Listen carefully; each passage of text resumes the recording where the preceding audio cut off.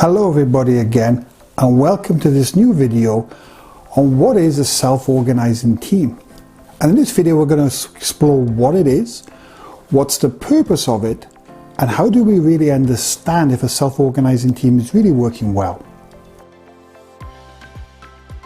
So I want to start with my definition of self-organizing teams, because you'll find that there are many, and I wouldn't say any of them are wrong. But for the purpose of this discussion, I will look at self-organizing teams from a role of, say, the Scrum and Agile. And I would define a self-organizing team that's focusing on the how to do something, but not the what to do. So the what is still given by a boss, by external, by leadership, by customers, but the how is done by the team. And a result of this, the team has some decision-making powers. They don't need to wait for an external manager or boss to tell them to do certain things. They're empowered to have some autonomy, although they do have some constraints. So they don't have the ability to do everything on their own. The how, if you like, is under them, but the what is still controlled externally. So let's go a little bit more into detail about what we mean by a self-organizing team.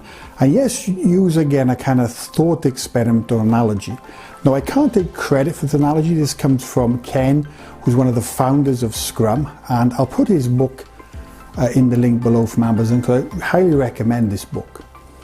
Now, he talks about comparing a car to a plane and all the steps that a plane needs to do versus a vehicle.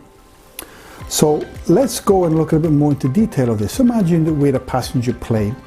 We'll need an advance to log our flight path. We will be told when we can take off. We're given a flight window. We want to change altitude. We'll need to get permission, or maybe we're told to change altitude. When we get to the airport, we are giving a window for when we can land, the runway where we can land, the gate where we can land. All the decision-making processes on this journey in terms of the route and so on is given external to the pilot. Of course, the pilot is flying the plane, but all the decisions are not made by the pilot in terms of the flight path and the plan, unless, of course, it's an emergency. Now, let's go instead to a car. Now, imagine in this case we have someone who wants to drive across country from one end of the country to the other, to a specific location, city, so on.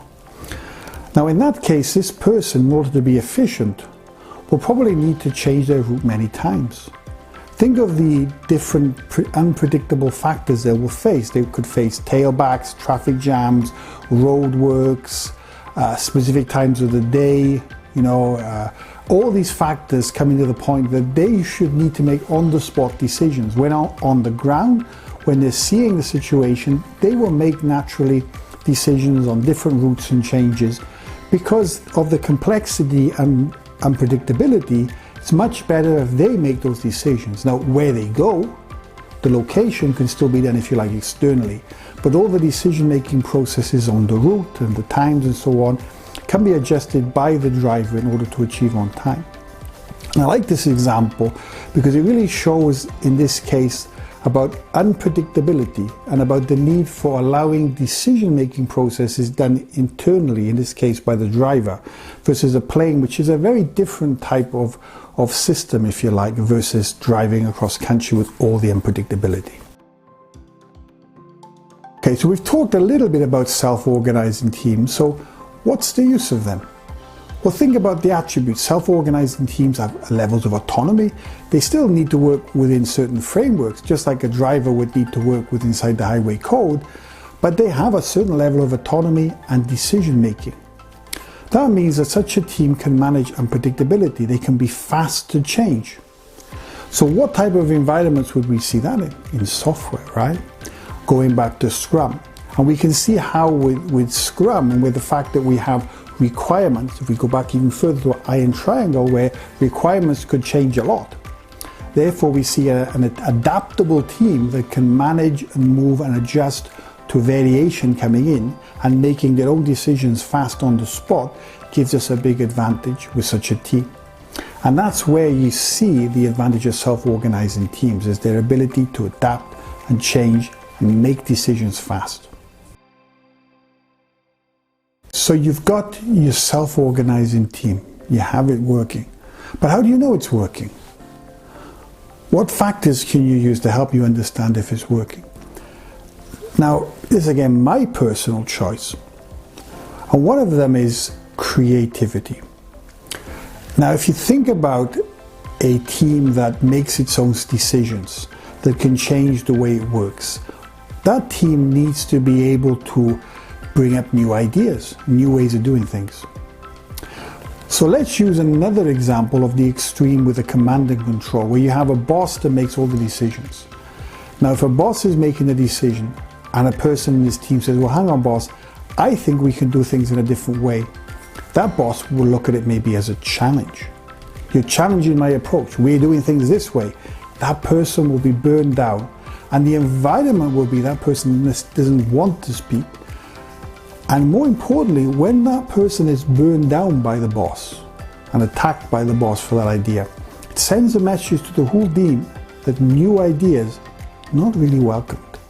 Keep your ideas within line with the boss. And it'll be self-perpetuating. People may come up with certain ideas or comments, but they always will be lined up with the boss's basic idea. Now take a self-organizing team. One of the attributes of a self-organizing team, if it's functioning, is you will find people will be continually coming up with new ideas. Some of those ideas may be shot down, but you'll see on the face of the person that they don't feel bad at all, because they feel very relaxed and open about giving out ideas. Some will maybe not be accepted, some will be great and will really help the team. And you can see the environment.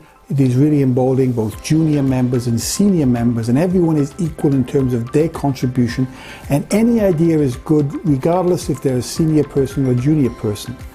And so what you'll notice in a team that's working well is you'll see a lot of creativity. You'll see a lot of new ideas and new approaches and new ways of doing things if your team is really self-organizing.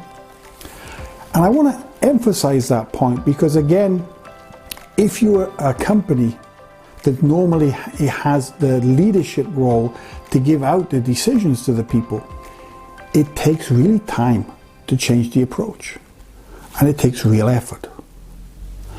But there are also real benefits, especially if you're in an environment that's continually changing, and therefore if you are continually in an environment that's changing but your direction is always the same, you will find yourself not on the right path. Just like a driver that may be going down a road that will be a dead end, or there'll be a big traffic jam because he has to wait for decisions coming back from someone else instead of him making his own decision. So I want to leave you there basically with a very short introduction to self-organizing teams and the purpose of them. We talked about in the other video about the top 3 mistakes, and here's a little bit about why we want to use self-organizing teams.